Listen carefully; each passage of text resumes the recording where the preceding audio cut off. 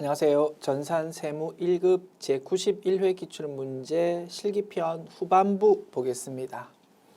문제 5번 법인 조정 문제입니다. 회사 이름은 주식회사 약수기업입니다. 회사 변경 버튼 누르시고 주식회사 약수기업으로 변경하신 다음 화면에서 법인 조정 모듈 선택하신 다음 출발합시다. 자, 이번 회차에서는요, 이러한 서식들을 작성한답니다.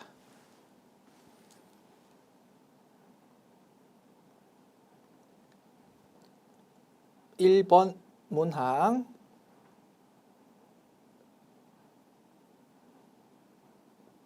됐죠? 다음 자료를 이용하여 해당 자산을 고정자산 등록 메뉴에 등록하고 미상각자산 감가상각 조정 명세서 서식 작성하고 세무 조정하십시오. 자, 기계장치고요. 부품 절단기 취득 작년에 했고 취득가액 정기말 감가상각 누계액 단기 감가상각비 장부에 기록한 금액, 그 다음에 경비구분 제조. 회사는 감가상각 방법을 신고하지 않았답니다. 기계장치니까 신고 안 하면 정률법.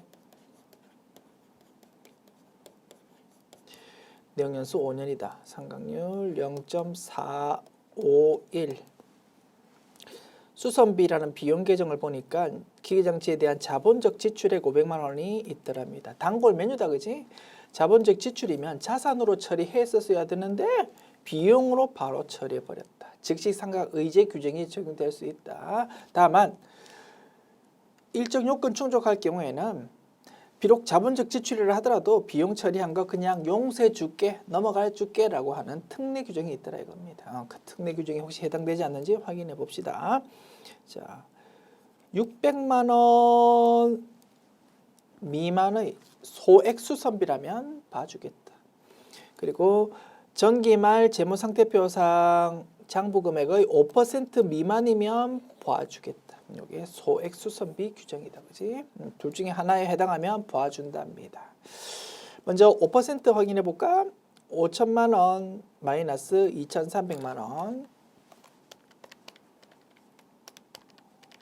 하면 2,700만 원입니다. 정기말 재무상태표상 장부금액 곱하기 5% 하면 135만 원입니다. 135만 원 미만이면 용서해 줄게. 근데 500만 원이니까 안 되겠다, 그치? 요거는 못 써먹고 600만 원 미만이면 봐줄게. 500만 원이니까 600만 원 미만 맞다, 그지? 그래서 자본적 지출이지만 비용 처리한 거 인증해 줄게가 결론입니다. 그래서 이 부분에 대해서는 법인세 세무조정할 때 노 터치 그냥 넘어가 준다 이거지. 됐지요?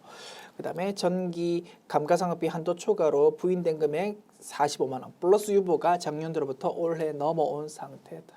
됐지요? 자, 프로그램 계산하면 프로그램 입력하면 자동으로 물론 계산되겠지만 학습 차원에서 한번 올해 세무조정 금액 계산해 볼까요?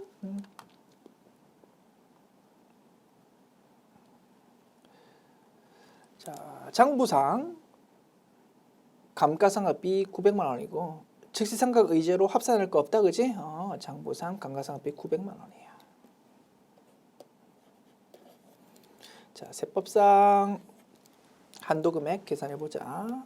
정률법이다, 그지? 취득 원가 5천만 원에서 동그라미 6개 M으로 표시할게요. 정기말 감가상각 누계액 있으면 반영시키자. 여기서 출발한다.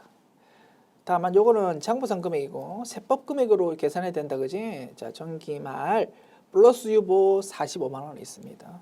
그러면 여기서 0.45M 이렇게 더해야지 세법에서 보는 기초 금액이 될 거다. 곱하기 0.451 한 것이 올해의 한도 금액이다.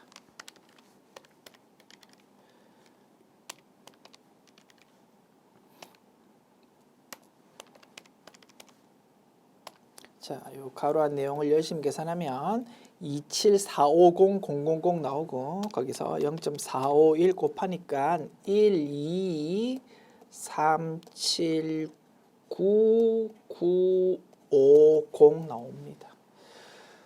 장부상 감가상각비 900만 원밖에 안 되는데 한도가 엄청 크다 그지? 한도 초과액이 나오고요. 한도 초과액은 원칙적으로 소멸돼 버리는 게 원칙이지만 전기로부터 넘어온 플러스 유보가 있다면 이 한도 초과 금액 범위 내에서 마이너스 세무조정할 수 있다 이겁니다. 그지? 한도 초과 금액이 얼마 나옵니까? 3379 950으로 나오거든요. 엄청 크게 한도 초과가 나오거든. 그러다 보니까 45만 원 전부 다 마이너스 세무조정할 수 있다라는 것이 결론이다.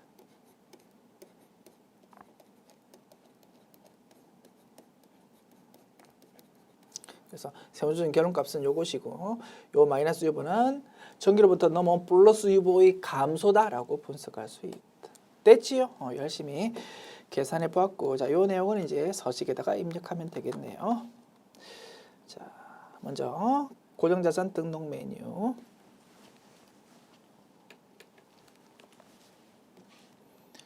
자, 계정 과목은 기계장치. 1번 부품 절단기 취득은 2019-0120 정률법 그지? 기본 세팅값 그대로 놔두면 되고 그지? 아래쪽에서 건드릴 수 있지만 건드릴 필요가 없다. 자, 기초금액 5천만 원. 정기말 2300000. 자, 즉시상각 의제가 적용된다면 7번 란에다가 금액 적는 거야. 그렇지만 이 문제의 경우는 적을 거 있다 없다? 하나도 없다. 건드릴 거 없더라. 자, 전기말 부인 누계획이 있더라 그지? 여기에다가 45만 원 적어줍니다. 자, 그 다음에 내용연수는 5년이고 0.451 자동으로 탁 표시되고 그지? 그 다음에 사용자 수정 버튼 눌러서 회사 계상액을 얼마로 900만 원으로 수정하면 되겠다. 자, 500번대 제조 됐습니다. 그 다음에 업종에 대해서는 뭐 언급 없죠. 언급이 없으니까 그대로 공란으로 비워두자. 됐습니다. 이렇게 하면 고정자산 등록 메뉴 작업 끝났고 미상각자산 감가상각 조정 명세서 메뉴 열어서 자, 불러오기 버튼 클릭합니다. 그러면 조금 전 열심히 입력했던 내용이 쭉 이렇게 표시되고 결론값 확인하자. 우리가 계산했던 거하고 똑같은지. 자, 한도 금액이 1237990이다 그지? 회사 금액은 900만 원이더라 그지? 그래서 한도 초과액이 3379950 나오더라 그지? 그러다 보니까 전기로부터 넘어온 플러스 유보 45만 원이 전부 다 마이너스 세무조정 됩니다 라는 것이 결론이다. 됐습니다.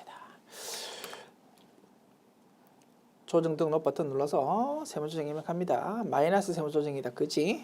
전기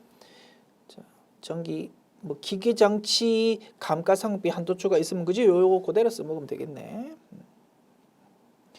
그래서 금액 얼마요? 45만 원 아래쪽 안내 보면서 적어준다.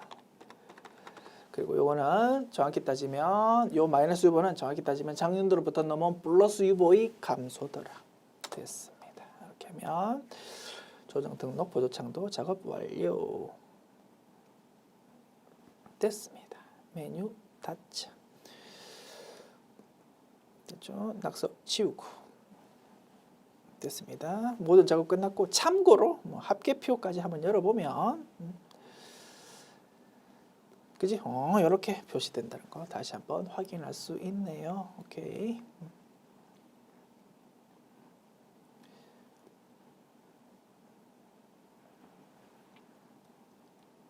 2번 문항 봅시다. 다음의 지급이자 관련 자료 올해 말 현재를 보고 업무무관 부동산 등에 관련한 차입금 이자 조정 명세서라는 서식의 1번 적수입력 을탭과 2번 지급이자 송금불산입 갑탭을 작성하고 세무 저장하십시오. 됐죠? 지급이자 송금불산입에 대한 문제입니다. 가지급금 명세 나와 있습니다. 대표이사한테 5천만 원 빌려줬다. 업무무관 대여금 알았다. 구매팀 팀장한테 450만 원 빌려줬는데 월정 급여액 범위 내에서 일시적인 가불금이랍니다. 이런 거는 업무무관 가지급금으로 안 본다고 했다, 그지? 이런 편에서 이런 거 배웠는데 너 기억하니?를 물어보았습니다. 따라서 업무무관 자산 등에 대한 지급이자 송금불산입 계산할 때 사용하는 가지급금은 only 5천만 원만 사용된다. 아시겠죠? 자, 그 다음에 그 외 자산 명세요. 선박 토지가 있네요. 자, 토지부터 읽을까? 1억 원 투자 목적으로 구입한 거랍니다. 업무에서 사용하는 거 아니다, 그지? 오케이, 요거 업무무관 부동산. 자, 업무무관 동산으로 5억 원짜리 선박이 있네요. 업무무관 동산 쪽에 적으려고 했는데 비고란을 보니까 요상한 소리가 있네요. 채권 변제받기 위해서 취득했답니다. 2018년 10월 5일에 취득했답니다. 상대방한테 돈 받을 게 있어. 근데 상대방 회사가 망해간다 이겁니다. 돈 못 주겠다라고 했어. 그럼 어떻게? 돈 안 되면 너희 회사가 가지고 있는 물건으로라도 줘라고 한다 이겁니다. 그런 거를 대물 변제라고 부른대, 실무에서. 돈이 없으면 물건으로 줘라고 했다 이겁니다. 그래서 물건으로 그 회사가 가지고 있는 요트를 받았다 이거지. 5억 원짜리.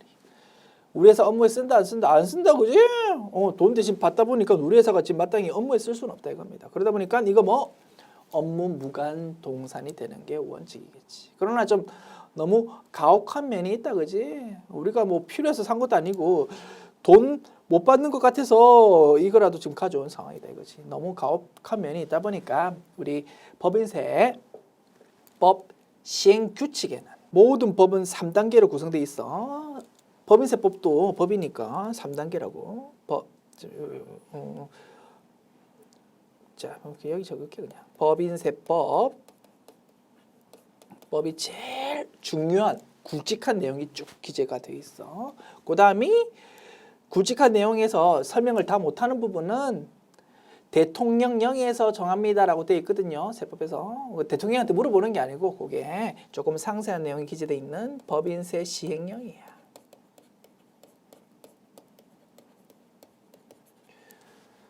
조금 상세한 내용. 그래서 일반적으로 세법 시험에서는 법인세법과 법인세 시행령 요 두 가지에서 설명이 출제가 됩니다. 근데 이제 여기서도 좀 설명하기 까다로운 아주 상세한 내용, 실무에서 좀 적용해야 되는 그런 내용들은 조금 더 아래 단계에서 규정하고 있지. 법인세 시행 규칙.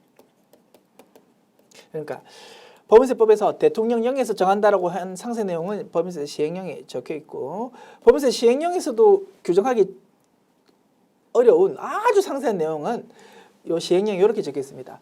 더 상세한 내용은 자, 세법은 어디서 관할합니까? 기획재정부에서 관할하거든요. 기재부 장관에서 정합니다라고 되어 있거든. 그거를 또 기재부 장관한테 물어보는 게 아니고 어디 시행규칙에 보면 있다 이겁니다.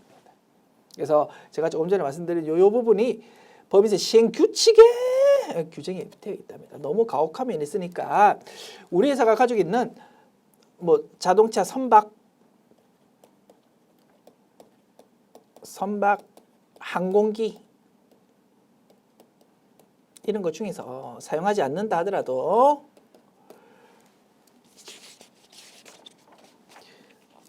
저당권의 실행, 기타 채권을 변제받기 위해서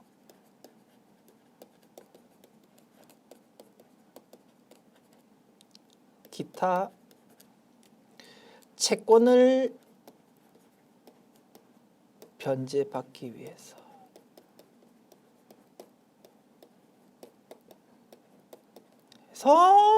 가지고 있는 거라면 취득한 거라면 설사 우리 회사 업무에 쓰지 않더라도 업무무관 동산으로는 보지 않겠다 이겁니다. 일리 있습니까? 그리고 여기서 끝나는 거 아니고 가지고 있는 것으로서 취득했고 and 요 밑에 적을까? and 이렇게 적지? and 여기서 끝나는 게 아니야. 취득일로부터 3년이 경과하지 않아야 돼. 취득일부터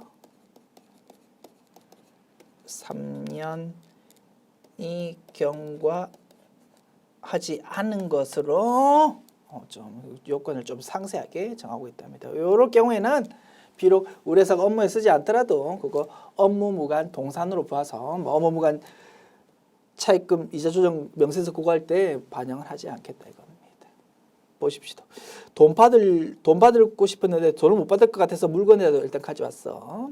그리고 취득한 날로부터 3년 이내에 빨리 해결해야 되거든. 엿받고 먹든가 또 돈으로 바꿔가지고 우리가 챙기든가 해야 되는데 3년이 경과 아직 안 했다 이겁니다.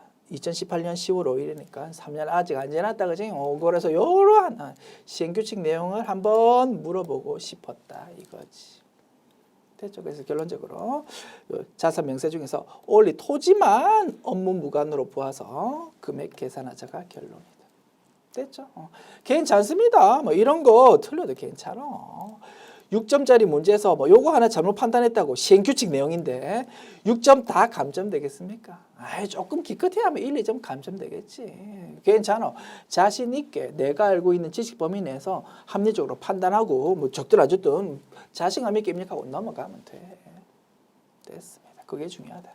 그래서 결론을 굳이 따져보니까 5억 원은 포함하지 않고 원래 1억 원만 포함하는 게 결론이다. 됐지요? 자, 그 다음에 대표이사에 대한 가수금은 없다. 그 다음에 이자 비용 명세. 자, 이 부분이 좀 좋은 것 같아. 이런 부분은 뭐 크게 어렵지 않죠. 뭐 쉽게 판단할 수 있을 것 같고, 뭐 이 부분은 조금 구석진 내용이지만 어쨌든 뭐 괜찮아. 참신한 시도 같아. 그리고 나중에 결과 확인시켜 드리겠지만 이 부분에 대해서 뭐 잘못 내가 판단했다 하더라도 정답에는 금액 영향 미치지 않아. 그러니까 감점이 아예 안 될 가능성도 있고 감점이 되더라도 겨우 1점 또는 2점 정도만 감점될 거다 이겁니다. 이 부분 판단은. 요게 이제 중요하다 이겁니다. 손익계산서상 이자 비용으로 이렇게 기록되어 있는데 우리 이론편에서 배웠다 그지? 지급이자 송금불산입 계산할 때 그 세무조정 대상이 되는 이자도 있고 세무조정 대상이 되지 않는 이자도 있더라 그지? 그런 거를 이론편에서 열심히 공부했는데 그런 부분이 일반적으로 이론편 문제로만 등장이 많이 되었었는데 그거를 실기편 문제로 딱 좀 변형시켜 보았다 이겁니다. 그런 차원에서 굉장히 참신한 시도인 것 같아. 또 유사하게 출제될 수 있을 거야. 이런 부분 잘 연습해 둡시다. 이자 비용이라는 걸로 장부에 기록되어 있지만 금융어음 할인료 요거는 실제로 돈 빌린 이자 성격이니까 맞아 요거는 세무조정 대상이 돼. 그런데 연지급 수입 이자라는 거는 회사마다 세법 규정이 조금 애매하게 돼 있어 가지고 회사마다 회계 처리 어떻게 했냐에 따라서 세금 금액이 달라질 수 있기 때문에 그거는 세무조정 대상이 아니다라고 열심히 공부했다 이겁니다. 그리고 은행에서 차입금 이자 이거는 진짜 이자 맞으니까 맞아. 그래서 세 가지 내용 중에서 원래 두 가지만 서식에다 입력해가지고 요 두 가지 가지고 세무조정 금액을 계산해야 된다. 요거를 너 알고 있니? 판단할 수 있니를 물어보았다라는 차원에서 굉장히 참신한 문제라고 생각됩니다. 됐죠? 문제 분석해 보았고요. 자, 이 부분 이론편에서 배웠던 거 다시 한번 복습해 볼까? 또 유사하게 출제될 수 있다니까. 자, 복습하고 문제 계속 진행하겠습니다. 자, 이런 편에서 배웠던 거 보십시오. 업무 무관 자산에 대한 지급이자 송금불산이 세무조정하는데 그 세무조정 대상이 되는지 안 되는지를 이렇게 딱 정리했었다고 합니다. 세무조정 대상이 되는 거 은행에서 빌린 이자 당연히 되고 그 다음에 어음 중에서 실무에서 대부분 발생하는 거는 상업어음이더라 그지? 상업어음은 뭡니까? 우리가 물건을 원재료를 구입하면서 외상으로 구입한다 이겁니다. 그런데 돈이 너무 크다 보니까 상대방이 어음이라도 나한테 발급해 줘라고 요구해서 우리가 어음을 끊어준다. 약속어음을. 그런 게 우리가 열심히 공부했던 약속어음, 거래고음 그런 거를 상업어음이라고 부른다 이겁니다. 물건 구입하면서 받은 어음. 그러면 이제 어음을 받은 입장에서는 나중에 어음 만기에 가가지고 그 회사에 돈 주세요라고 요청하면 되는데 어음 만기 전에 돈이 좀 필요하더라 이겁니다. 그러면 은행 가가지고 만기 전에 돈으로 바꿀 수 있는 할인 거래를 할 수 있다, 그지? 그러면 받을 어음에 대한 할인 거래는 뭘로 본다고 했습니까? 매각 거래로 보기 때문에 은행에서 조금 떼먹는 돈을 매출 채권 처분 손실로 회계 처리한다고 했잖아, 그지? 그러다 보니까 그거를 굳이 이자 비용으로 끼워 넣어가지고 세무조정하지는 않겠다 이겁니다, 그지? 여기 일반적인데 실물을 보면 이런 상업어음이 있으면 참 좋겠는데 가끔은 금융어음이라는 게 있을 수 있다 이겁니다. 그거를 바꾸어서 융통어음이라고도 부른답니다. 이거는 뭐냐면 물건을 구입하면서 어음 끊어준 게 아니고 물건 구입 거래는 전혀 없으면서 그냥 돈 좀 빌려주세요라고 하면서 어음 끊어준 거를 말한답니다. 나는 A 회사입니다. 상대방은 B 회사야. 1억 원만 빌려주세요라고 하는데 언뜻 빌려주기 어렵다 이겁니다. 상대방 B 회사가. 나중에 돈 받을 수 있을지 못 받을지 모른다 이겁니다. 그러니까 차용 증서만으로는 안심이 안 돼. 그러니까 B가 A한테 이럽니다. 야, 그래 우리가 돈을 우리 거래처끼리 지금 사이가 좋으니까 돈은 빌려줄 수 있겠는데 니한테 어음을 좀 받아야 되겠어. 어음은 굉장히 어음수표법이라는 엄한 법에 의해서 통제를 받거든요. 어음 끊어주었다가 나중에 돈 안 주면 회사가 엄청 큰일 난다고. 막 회사 부도가 나가지고 회사 문 닫아야 돼. 회사 재산 팔아가지고 돈을 다 주어야 된다 이겁니다. 그러니까 웬만하면 그냥 돈 안 빌려주고 어음을 받고 싶다 이겁니다. 그러면 실물 거래 전혀 없으면서 그냥 차용 증서 개념으로 어음을 끊어주는 거야. A가 B한테. 그렇게 발행되는 것을 금융어음 또는 융통어음이라고 부른다고 했습니다. 금융감독원 입장에서, 금융당국 입장에서는 이런 어음 좋아한다 안 좋아한다? 절대 안 좋아한다 이겁니다. 만약에 물건을 외상으로 구입하면서 어음 끊어줬다. 그러면 내가 물건을 가지고 있으니까 그 물건을 찢어먹든 볶아먹든 해가지고 영업을 할 거다 이겁니다. 그러면 돈이 생기고 정상적으로 봐. 좋아.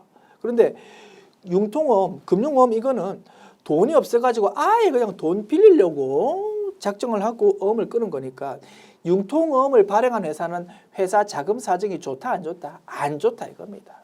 쉽게 말하면 망하기 일보 직전인 회사다 이거지. 그러다 보니까 융통어음이 시중에서 막 돌아다니면 이게 큰 어음 사고가 발생하는 거야.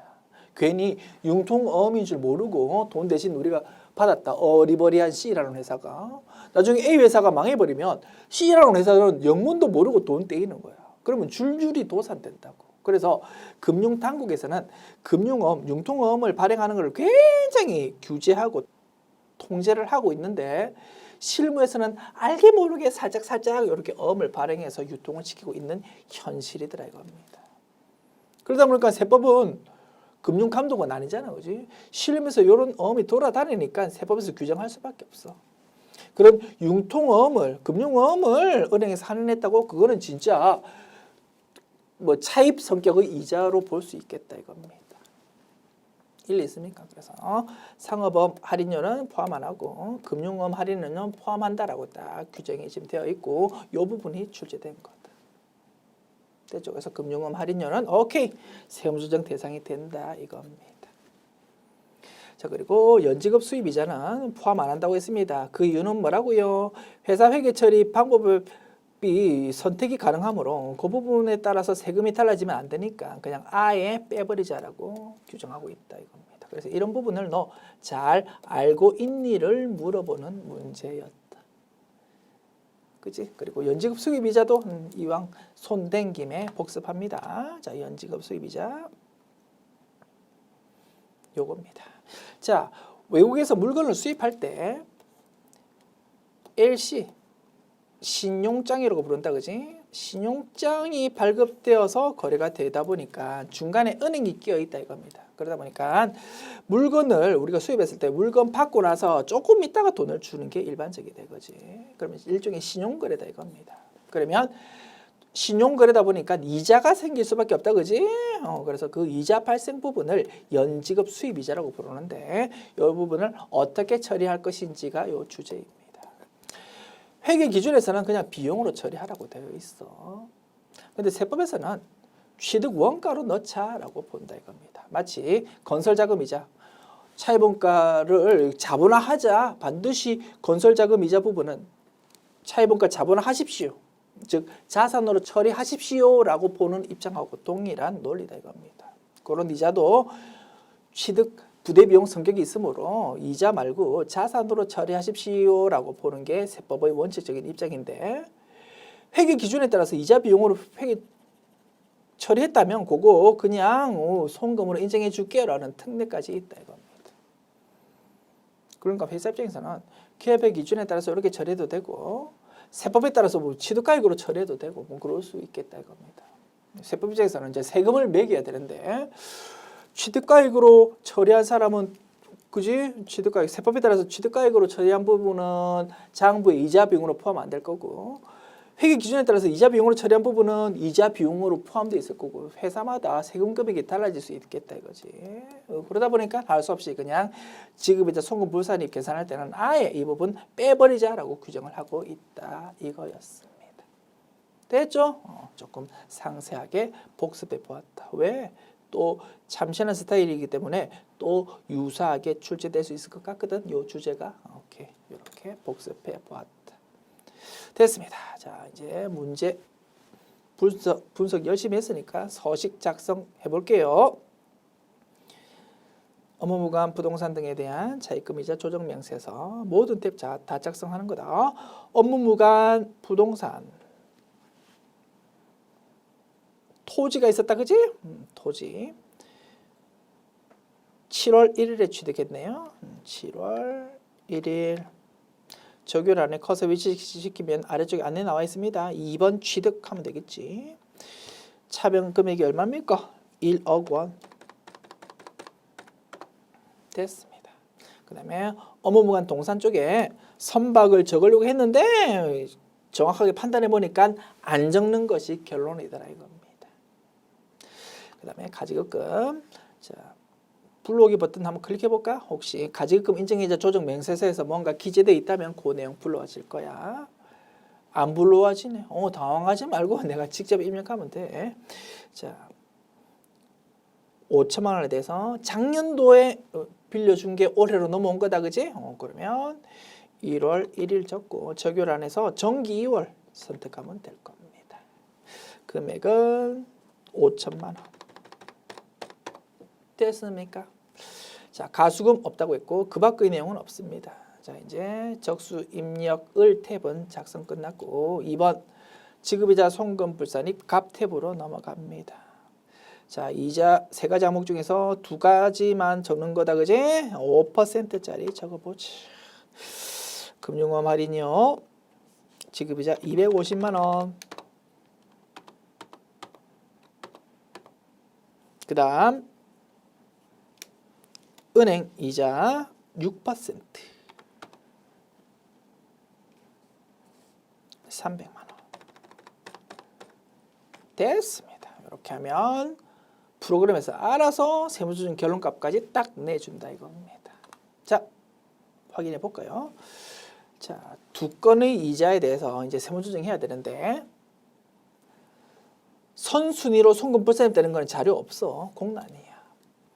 그래서 두 개 합한 550만 원 자체에 대해서 이제 세무조정 들어가야 된다 이겁니다. 그리고 적수로 따지면 요거 두 개 합한 거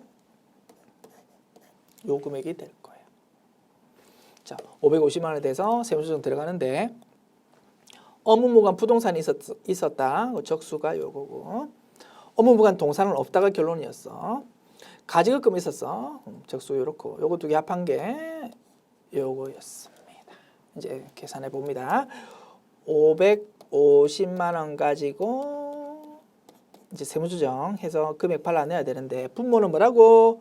36600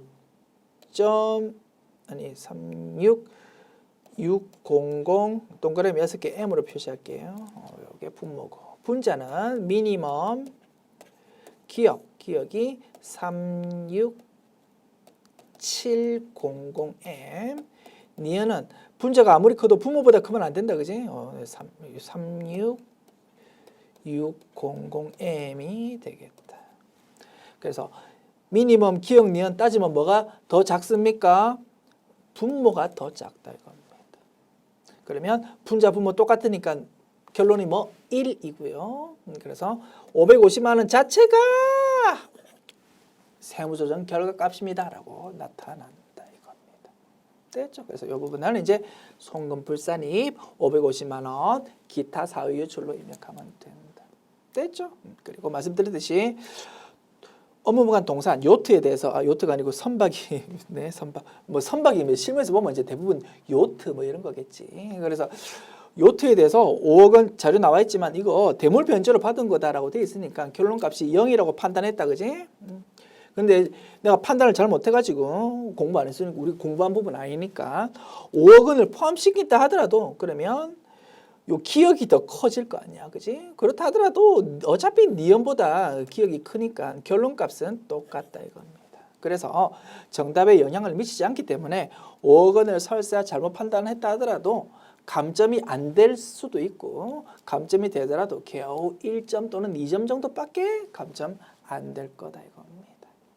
아시겠죠? 분석해봤고 자 세무조정 입력합니다. 마무리하자. 플러스 세무조정이다, 그지? 업무 무관자산 지급이자 얼마요? 550만 원 기타 사회 유출 됐습니다.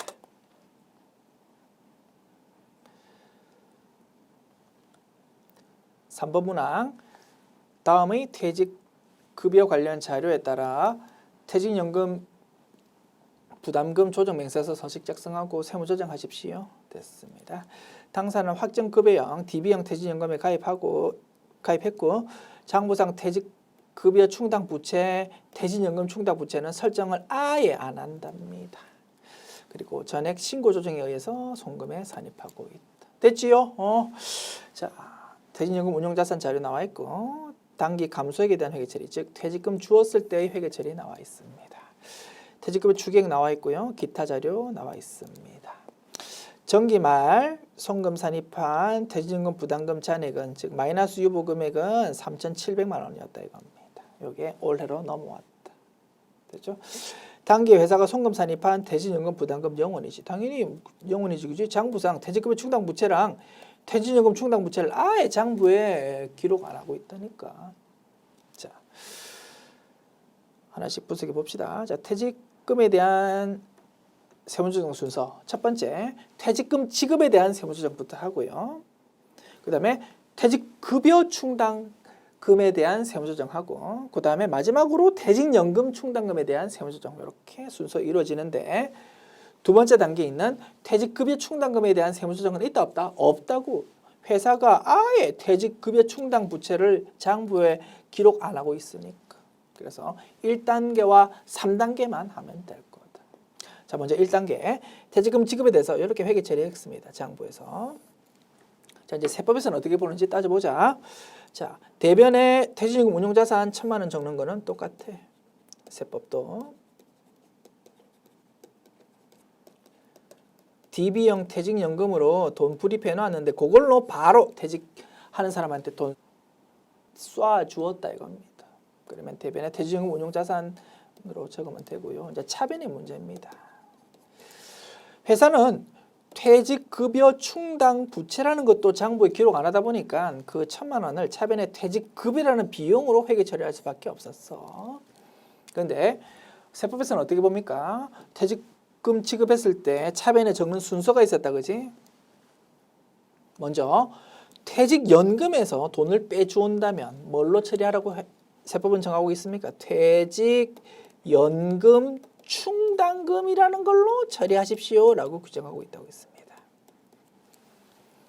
만약에 퇴직연금에 불입한 돈이 아니고 회사가 생돈을 지금 내가지고 퇴직하는 사람한테 돈 준다면 순서가 다시 두 개로 나눠진다. 퇴직급여 충당금부터 그 다음에 퇴직급여로 이렇게 순서가 정해져 있다고 했어. 이 문제의 경우 1,000만 원 전체를 다 연금에서 돈을 뽑아서 주었으니까 세법에서는 only 1,000만 원 전부 다 퇴직연금 충당금으로만 처리하십시오라고 규정하고 있다 이겁니다. 이렇게 차변 회계 처리하기를 원하는데 세법은 장부에서는 이렇게 처리했으니까 세무조정 필요하다 이거지. 어떤 세무조정? 플러스 세무조정. 야, 퇴직연금 충당금이라는 부채의 감소로 세법에서는 회계 처리하기를 원하는데 너 왜 쓸데없이 비용으로 회계 처리했니? 비용 인정 못하겠어. 손금 불산입 세무조정. 소득 처분은요. 부채의 왜곡이다 그지? 플러스 유보다 이겁니다. 부채를 감소시켜서 써야 돼. 근데 왜 비용으로 처리했니? 비용 인정 못하고 부채를 감소시키는 거니까 플러스 유보다라고 볼 수 있다 이겁니다. 그리고 이 플러스 유보는 구체적으로 따지면 작년도로부터 넘어왔던 마이너스 유보 3,700만 원 중에서 1,000만 원만큼이 감소한 거다 이거지. 이 플러스 유보는 마이너스 유보의 감소다. 됐지? 이렇게 분석했습니다. 여기 1단계. 이제 3단계 작업해야 된다 그지? 2단계는 생략해도 된다고 했잖아. 3단계 이제 퇴직연금 충당금의 추가 설정에 대한 세무 조정입니다. 그거를 이제 하면 되겠다. 됐죠? 자, 1단계 열심히 분석했고 이제 3단계 낙서가 너무 많아서 깨끗한 마음으로 3단계 작업합니다. 자, 장부상 퇴직연금 충당금 추가 설정은 얼마라고요? 0원이라고. 아예 장부에 기록 안 하니까. 그런데 이제 세법상으로는 금액이 나올 거다 그지? 그래서 그 금액에 대해서 마이너스 세무 조정해야 될 겁니다. 그게 3단계다. 자, 세법상 금액 계산해 보자. 미니멈 기억 니은 빼기 티귿 그렇게 산식 표현할 수 있다. 자, 기억 퇴직연금 운용자산의 기말잔액입니다.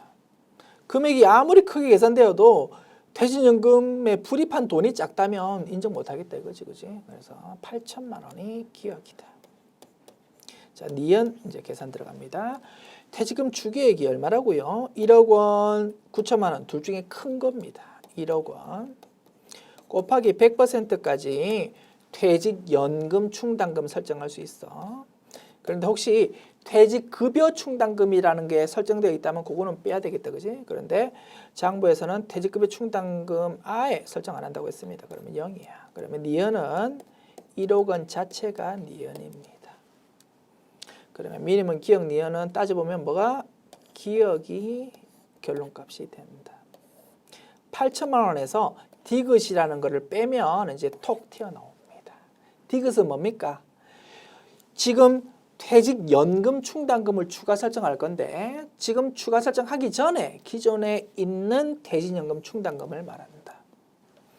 디귿. 장부에는 퇴직연금 충당금이 있다 없다? 하나도 없어. only 세무조정을 통해서만 신고조정으로 관리하고 있다 이겁니다. 작년도로부터 넘어온 마이너스 후보가 얼마다고요? 3,700만 원. 그런데 올해 1단계를 통해서 세무조정이 한 개 튀어나왔다 그지? 뭐 마이너스 세무조정 마이너스 유보 3,700만 원 중에서 플러스 유보 1,000만 원이 한 개 생겨버렸다 이겁니다. 마이너스 유보가 감소했다 이거지. 그러다 보니까 디귿은 얼마가 됩니까? 그럼 남아있는 마이너스 유보는 얼마다고요? 2,700만 원이다 이겁니다.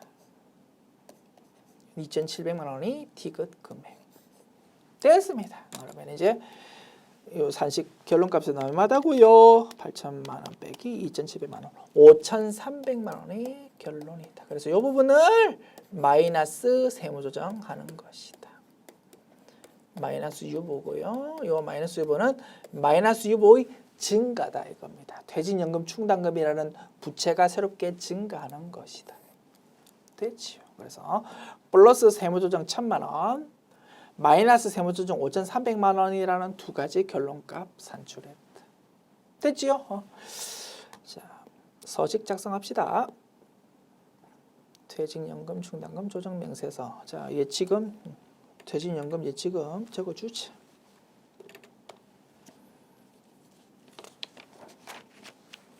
기초 3,700만 원. 중간에 받아 먹은 게 1,000만 원이지, 그지? 퇴직해가지고 뽑아 먹었다. 납입을 5,300만 원. 그래서 기말 금액이 8,000만 원 되고요. 자, 그 다음에 기초퇴직연금, 충당금 등 및 정기말 신고 조정에 의한 송금 산입액 얼마였습니까? 마이너스 3,700만 원이었다, 그지? 자, 그 다음에 퇴직연금, 충당금, 송금 부인 누객 뭐 이런 거 없었고요. 자, 해약액 1,000만 원 자동으로 이렇게 끌려와서 표시되고, 그래서 5,300만 원이라는 것까지 자동으로 계산 표시되고 있다. 자, 추계액은요. 자, 회사 규정에 의한 거는 1억 원이고 보험 수리적으로 계산한 거는 9천만 원이다. 그지? 둘 중에 큰 거 1억 원이 추계액이었어. 자, 단기말 현재 퇴직급여 충당금 장부에 아예 금액 없다. 그지? 그래서 세무조정하는 것도 없었어. 자, 0원으로 쭉 적어주고. 자, 그러면 자, 이제 회사 손금 계상액 0이다. 그지? 회사가 퇴직연금, 충당금 추가 설정하는 거 장부에 전혀 기록한 적 없어. 그러면 이 상태로 이제 서식 작성이 마무리될 겁니다. 그래서 아까 우리 미니멈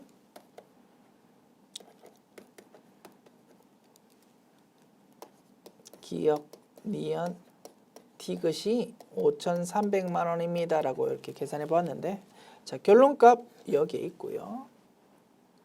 기억이 아까 8천만 원, 니은이 1억 원, 디귿이 까먹었네. 80 빼기 53 2,700만 원이었거든. 그거 확인해 볼까요? 8천만 원. 그 다음에 1억 원. 2,700만 원은 여기도 있고 여기도 있다. 됐지? 그렇게 해서 결론값 톡 이렇게 나왔다. 확인할 수 있겠습니다. 자, 됐습니다. 자, 두 가지 세무조정 임해 갈게요.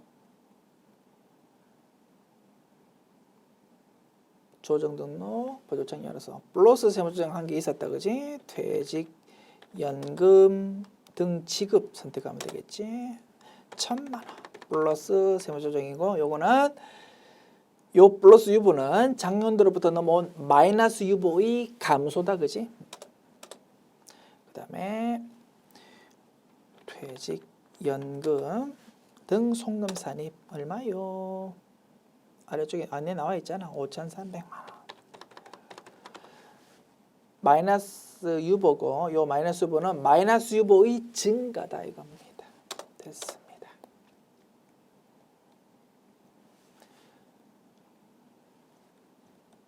4번 문항 봅시다. 주식회사 약수기업의 재무상태표 및 손익계산서에는 다음과 같은 계정 과목이 포함되어 있고 기업회계 기준에 따라 정확하게 회계 처리했다. 이와 관련해서 소득금액 조정 합계표를 완성하십시오. 내용 보면서 세무조정 결과값만 딱딱 추려가지고 여기다가 입력하는 문제다. 그지? 자, 자, 그러면 메뉴 열었어. 됐습니다. 하나씩 분석하고 분석할 때마다 그냥 바로바로 서식 입력하는 식으로 작업합시다.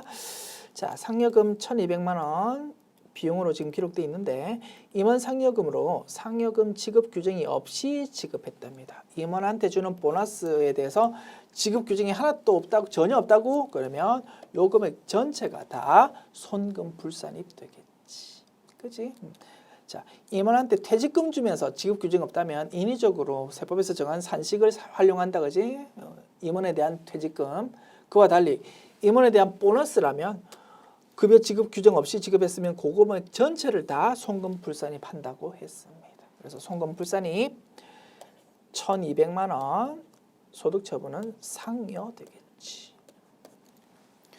됐죠? 분석했고 입력합시다. 바로바로 입력하자. 자, 소득금액 조정 합계표 및 명세서. 여기서 플러스 세무조정. 자, 임원 상여금 한도 초과 이거 선택하면 되겠다. 그지? 금액은 1,200만 원. 상여 소득 처분 됐습니다. 그 다음 유형자산 손상차손. 자, 세법에서는 어떻게 봅니까? 유형자산 손상차손도 감가상각한 걸로 본다고 했다고 그지? 그래서 감가상각 시부인 해봐야 된다고 했습니다. 그거는 아니라를 물어보는 문제고요. 자, 비품의 회사 계산 감가상각비. 장부에 적혀있는 감가상각비라는 비용 계정 과목은 1,000만 원이에요. 세법상 한도액은 1,000만 원이야. 그래서 장부에 기록되어 있는 감가상각비라는 비용 계정 과목으로만 따지면 세무조정이 하나도 없다 이겁니다. 딱 범위에 가고 일치하니까. 그런데 세법에서는 그렇게 보지 않아. 장부에 유형자산 손상차손이라는 비용으로 기록되어 있다 하더라도 이걸 뭘로 본다고? 감가상각비로 본다고. 그래서 그 500만 원과 1,000만 원을 합한 1,500만 원이랑 세법상 한도랑 비교한다 이겁니다. 그럼 결론값 어떻게 됩니까? 플러스 세무조정 500만 원 나오겠지. 한도 초과니까. 유보 소득처분하자. 됐지요? 유형자산 비품에 대한 감가상각 한도 초과 금액. 비품 감가상각비 한도 초과하면 되겠다, 그지? 500만 원.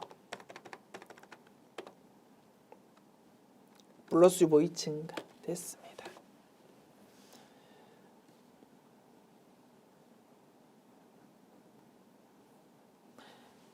매도 가능 증권 평가이익 700만 원. 단골 메뉴다 그지? 이중 세무조정을 너 아니?를 물어보는 겁니다. 자, 기말은 이제 기타 포괄손익 누계에게 계상된 금액이 700만 원이다.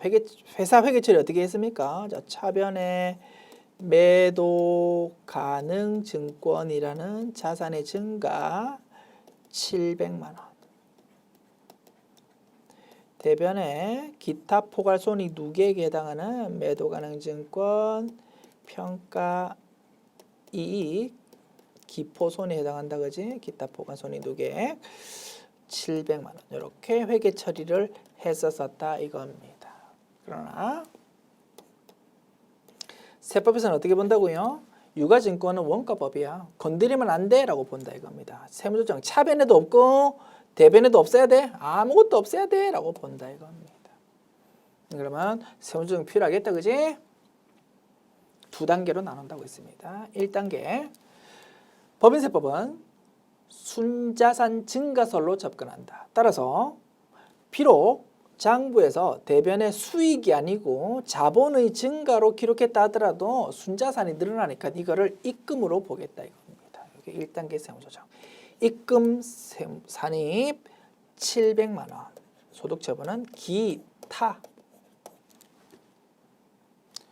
자본 계정 과목이 왜곡되었으니까 유보 이런 거 아니고 기타로 소득처분한다. 이게 1단계. 2단계. 야, 세법에서는 매도 가능 증권이라는 자산을 평가를 통해서 증가시키면 안 돼. 평가하지 마라고 본다 이겁니다. 그래서 너 왜 쓸데없이 자산을 증가시켰니? 다시 감소시켜. 마이너스 세무조정 700만 원 하고요. 자산의 왜곡이니까 마이너스 유보로 소득처분한다고 했습니다. 그래서 1단계, 2단계, 2단계의 세무조정이 필요하다가 결론이다. 단골 메뉴다 그지? 이중 세무조정에 대해서 엄청 질문을 많이 하는 것 같아. 처음에 세법 접할 때, 세무조정 접할 때 제일 어렵게 느껴지는 부분이야. 괜찮아. 스트레스 받지 말고 차차 익숙해지시면 됩니다. 다만 말씀드리고 싶은 건 이거네요. 굳이 왜 이중 세무조정이 필요하냐면 이거야.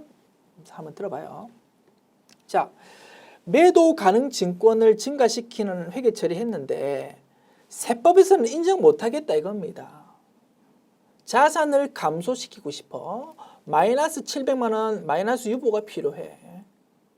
요것만 딱 하고 싶은데 대변이 만약에 수익이라는 계정 과목으로 회계 처리되었다면 수익을 감소시키고 요 700만 원 자산 왜곡을 보완하기 위해서 요 하나의 세무조정만 하면 돼. 그런데 대변의 수익이 아니다 이겁니다. 즉 단기 순이익은 전혀 변화가 없어. 요 분계를 통해서.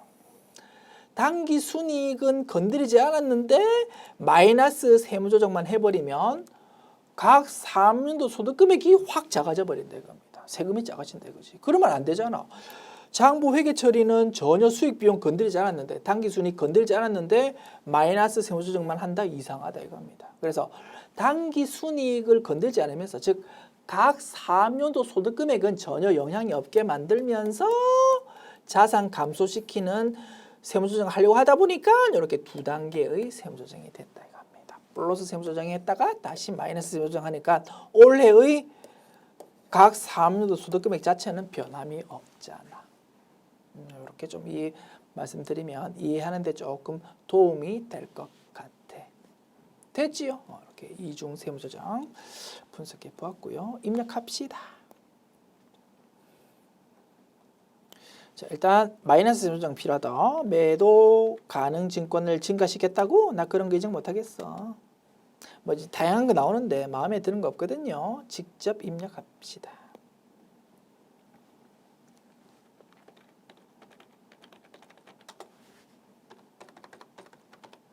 마이너스 유보. 마이너스 유보의 증가. 그래서 유보 발생을 선택하면 되겠다. 그리고 플러스 세무조정 이름은 매도 가능 증권 평가 이익 700만 원. 뭐 기타 됐습니다. 그다음 법인세 비용 2,400만 원. 아주 쉽다 그지? 송금 불산입 기타 사유 유출.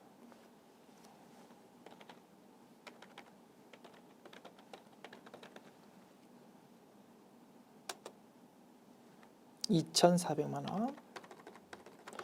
기타 사유 유출 됐습니다. 이렇게 하면 모든 세무조정 완료.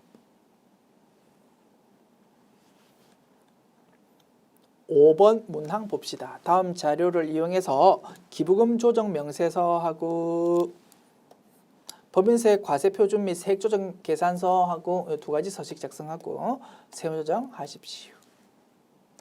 입력된 데이터 무시하고 제시된 자료만을 사용해서 푸십시오. 전기로부터 넘어온 지정기부금 한도 초과액 있고요. 자, 기부금 지출 내역 있습니다.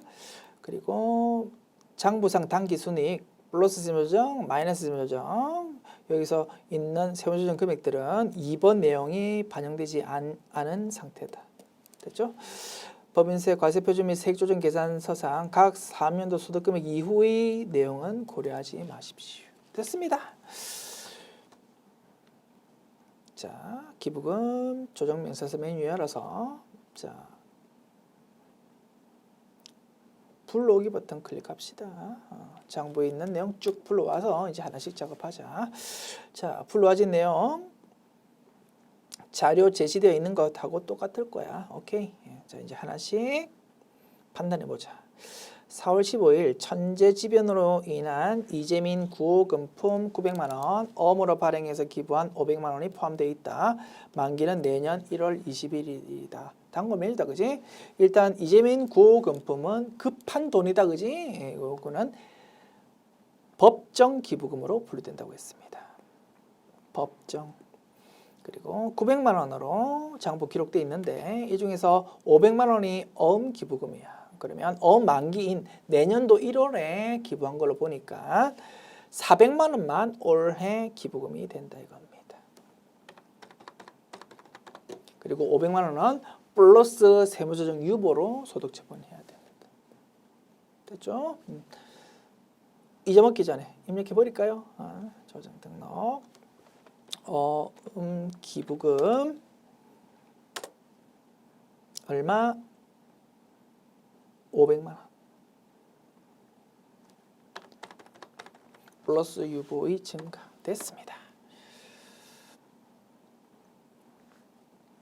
그 다음 5월 26일 대표자 종친회 기부금 이런 거 인정 안 된다 그지? 비지정입니다.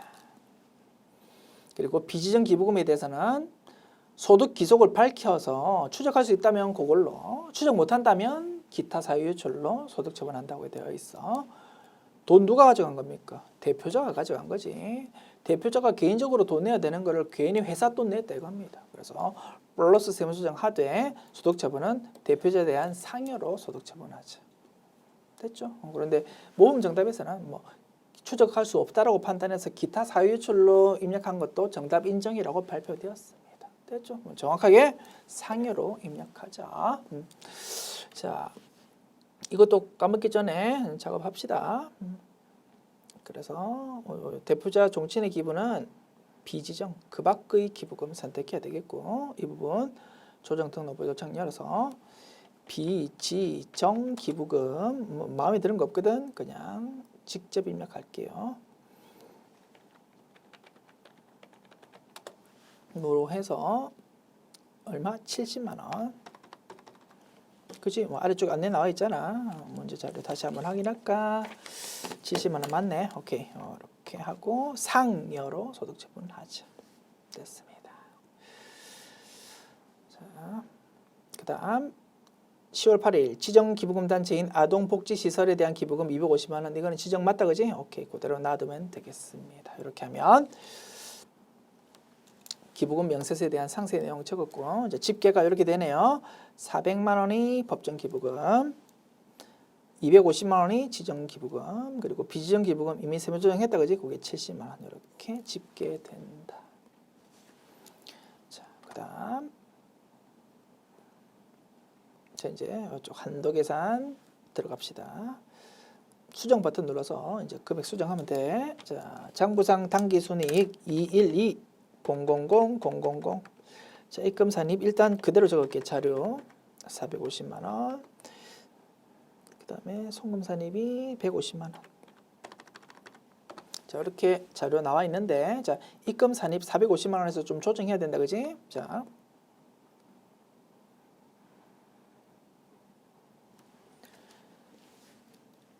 플러스 세무조정 두 개 있었다. 그지? 500만 원 어음 기부금 그리고 70만 원 비지정 기부금 이 두 개를 반영시켜야 되겠지.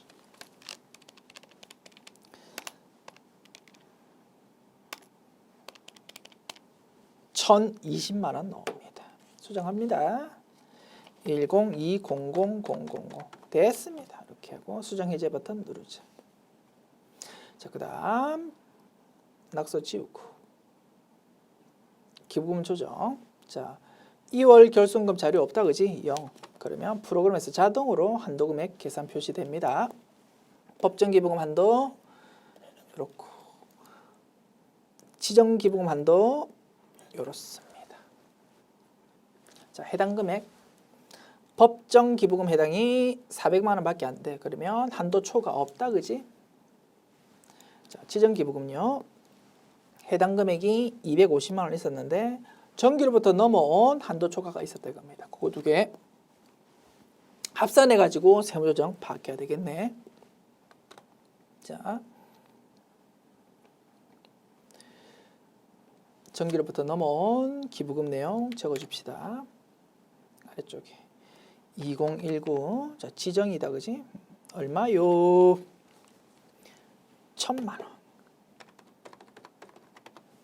자, 기공제된 거 없고 자, 1,000만 원이 정기로부터 넘어왔는데 자, 이제 상담부 확인합니다. 자, 한도가 요렇잖아. 정기로부터 넘어온 것부터 공제한다고 했습니다. 1,000만 원 일단 마이너스 세무조정 해야 돼. 써먹었어. 써먹어도 한도가 아직 한참 남았다 그지? 올해 250만 원도 전부 송금 인정돼. 한도 초과 없다 이겁니다. 그지? 그래서 한도 초과액 없다라는 거 확인했고 정기로부터 넘어온 거 1,000만 원 전부 다 공제 받을 수 있습니다라는 거 확인했습니다. 그러면 이제 이 부분을 아래쪽에 결론 반영시켜 준다 그지? 정기로부터 넘어온 1,000만 원 중에서 올해에 송금 추인할 수 있는 거 1,000만 원 전부 다 송금 추인 가능합니다. 이렇게 적어주면 차기 2월액이 0으로 이렇게 딱 표시됩니다. 됐습니다. 이렇게 하면 서식 작성 끝났고 아래쪽에서 이제 결론값 다시 확인할 수 있어. 올해 지출한 기부금 보니까 법정이 400만 원, 지정이 250만 원인데 한도 초과되는 거 하나도 없더라 이겁니다. 전부 올해의 송금 다 되더라. 정기로부터 넘어온 지정 기부금 한도 초과액도 올해 전부 송금 되더라.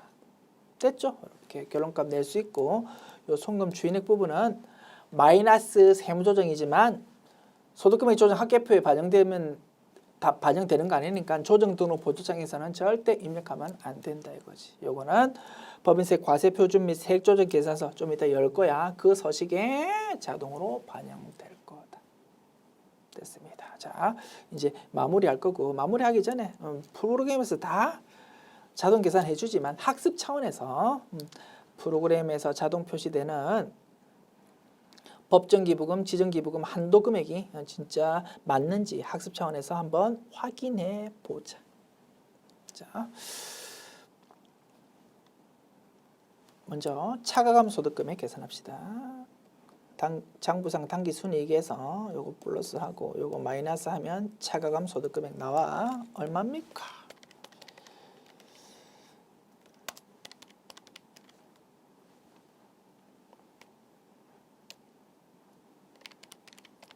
차가감 소득금액은 220700000이야. 자, 이제 한도 계산하기 위한 기준 소득금액은 자, 여기서 220700000에서 지금 한도 테스트 하려고 하는 게 400만 원이랑 250만 원 요 두 개다 그지? 요거를 지금 비용으로 반영돼 있지만 요거를 없던 상태로 돌린다 이겁니다.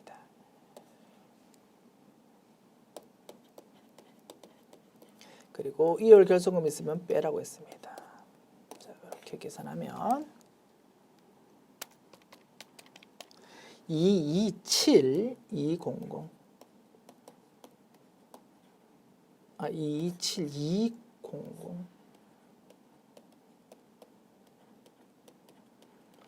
이게 기준 소득 금액이고 법정 한도, 지정 한도. 자, 법정 한도는 요거 100 곱하기 50%지. 113600000. 자, 지정은요. 기준 소득 금액에서 자, 법정 기부금으로서 송금 인정되는 거 한도 초과액 없다 보니까 400만 원 전체가 다 송금 인정되더라 그지? 곱하기 10%였습니다.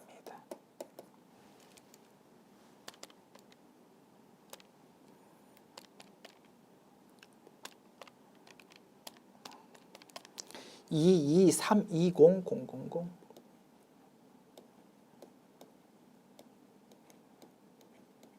됐죠? 한번 학습 차원에서 계산해 보았다. 실제 자동 계산 표시되는 게 맞습니까? 확인해 보자. 당연히 맞지 뭐. 113600000 그 다음에 223200000 됐지요? 참고로 확인해 보았다. 자, 이제 요 서식 작성은 모두 끝났고 법인 조정 로마자 2번 눌러서 자, 법인세 과세 표준 및 세액 조정 계산서 그죠? 요 메뉴를 열어서 작성해 봅시다. 일단 불러오기 버튼 클릭해 볼게요. 하나, 자, 클릭합니다. 하나, 둘, 셋. 보십시오.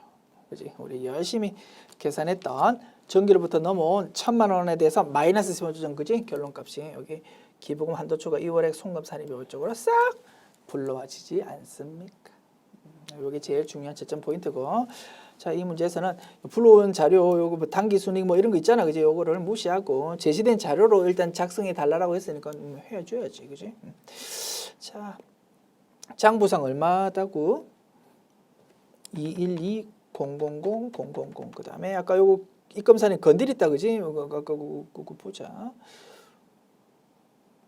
기부금 조정에 있어서 우리 아까 여기 작업했잖아요. 1020000 못 외운다 그지? 자, 1020000 그지?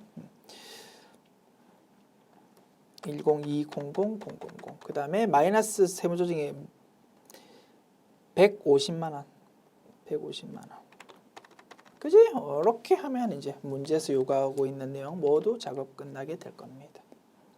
그죠? 그래서 우리 아까 차가감 소득금액까지 계산해 보았잖아. 여기서 작년도부터 넘어온 플러스 유보 중에서 이제 원래 송금 추인되는 게 즉 마이너스 세무조정이 한 게 있다 보니까 각 3년도 소득금액이 210 700000 이렇게 결론값 나오더라. 그리고 이 뒷부분은 신경 쓰지 마십시오라고 자료 나와 있었다, 그지? 오케이, 이렇게 마무리하면 되겠습니다. 메뉴 저장하고 닫자. 됐습니다. 지금까지 제91회 기출문제 풀어보았습니다. 수고하셨습니다.